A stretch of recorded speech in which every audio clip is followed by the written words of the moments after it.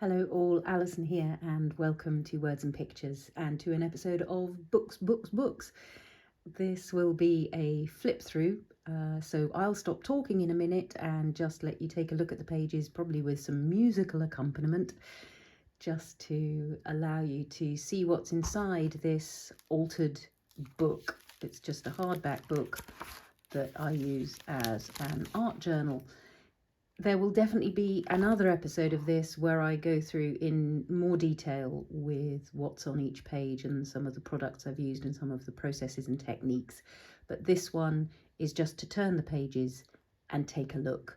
So I hope you'll enjoy it. If you do, it'd be grand if you could hit the thumbs up button and leave any comments or questions down below. Of course, if you haven't subscribed and you enjoy this and you want to see more books, as well as all the other things that go on here, then I'd love it if you subscribe to the channel.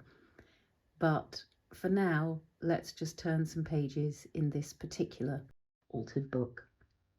Let's go.